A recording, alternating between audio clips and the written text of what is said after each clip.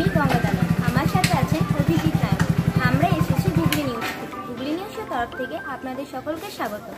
আমরা চলে এসেছি দুর্গাপুর ফরিদপুর ব্লকের অন্তর্গত মাদারপুর গ্রামের তরুণ সমিতি লক্ষ্মী পুজোর মণ্ডপে। আমরা এখানে দেখে নেব যে লক্ষ্মী পুজোর মণ্ডপে পুজোর আয়োজন কেমন করে করা হয়েছে।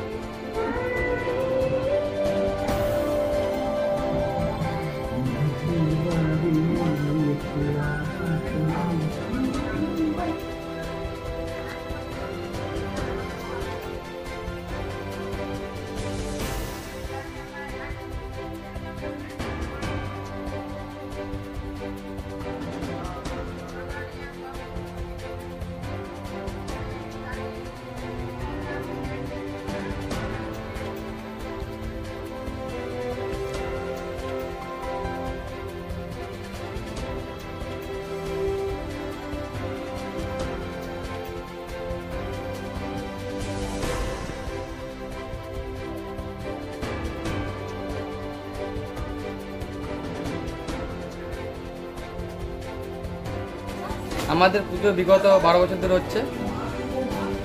পুজোর আয়োজন কেমন করে করা হয়েছে? পুজোর আয়োজন আমাদের দুর্গা পুজোর পরেই তো লক্ষ্মী পুজো, তাই সব কিছু আমাদের প্রথম থেকেই নিশ্চিত হয়েছিল কী কী হবে না হবে, এইভাবেই চলছে বছর বছর ধরে যেমনভাবে চলে। এবছর কোজাগরি লক্ষ্মী পুজোর বাজার কেমন আছে? বাজার 30,000 টাকা মতো। ঠিক আছে, আপনার নাম? আমার নাম অলোক ঘোষ। দুর্গাপুর ফরিদপুর ব্লকের অন্তর্গত পানশিরি গ্রামে নেতাজি তরুণ সংঘ লক্ষ্মী পুজোর মণ্ডপে। আমরা এখানে দেখে নেব লক্ষ্মী পুজোর আয়োজন কেমন করে করা হয়েছে।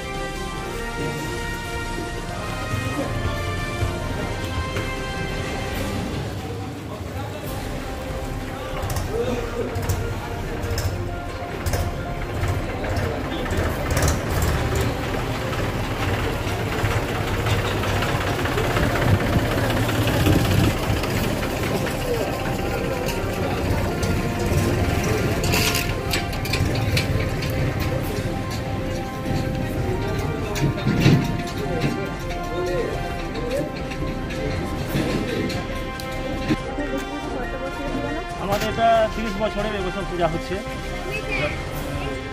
লক্ষ্মী পূজা। লক্ষ্মী পুজোর জন্য সার্বজনীন চাঁদা কালেকশন করা হয় না পারিবারিক?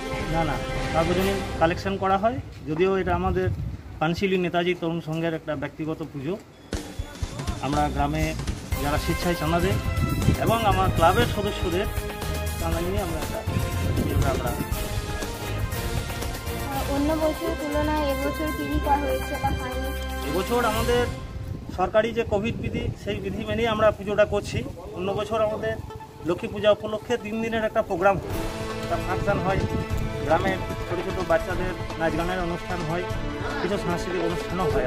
আমরা একটা লটারির প্রতিযোগিতাও আমরা করে থাকি। তো এবছর এগুলো কোনোটাই হচ্ছে না, যেহেতু সরকারি কোভিড বিধি মেনেই আমরা করছি এবং সরকারি যে নির্দেশনামা আছে সেই অনুযায়ী আমরা এবছর কোনো প্রোগ্রাম আয়োজন করা হয়েছে না। এবছর কিছু আমরা করতে পারিনি, এখন পুজোটাই করছি।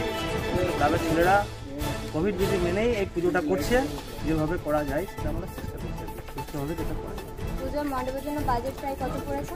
বাজেট আমাদের এবছর প্রায় 50,000 টাকার মতো বাজেট আছে। করোনা মহামারীর জন্য বাজারের মূল্য এবছর কেমন আছে? বাজার মূল্য তো মানে একদম পুরো অগ্নি গর্ভ হয়ে গেছে আর কি। তো মানে সাধারণ মানুষের একটা চাপ, আলুর দাম যেভাবে বেড়েছে, সবজির দাম যেভাবে বেড়েছে, সত্যি মানে এটা আমাদের কাছে এটা আশানুরূপ নয়। তবে আশা করছি যে এই কোভিড ইয়েটা পেরিয়ে গেলেই সেটা আরও কিছুটা বাজার মূল্য কিছুটা কমবে এবং সাধারণ মানুষের অর্থনৈতিক চাপটা কিছুটা লাঘব হবে বলে আমরা বিশ্বাস করি। মা লক্ষ্মীর কাছে আপনার প্রার্থনা কি?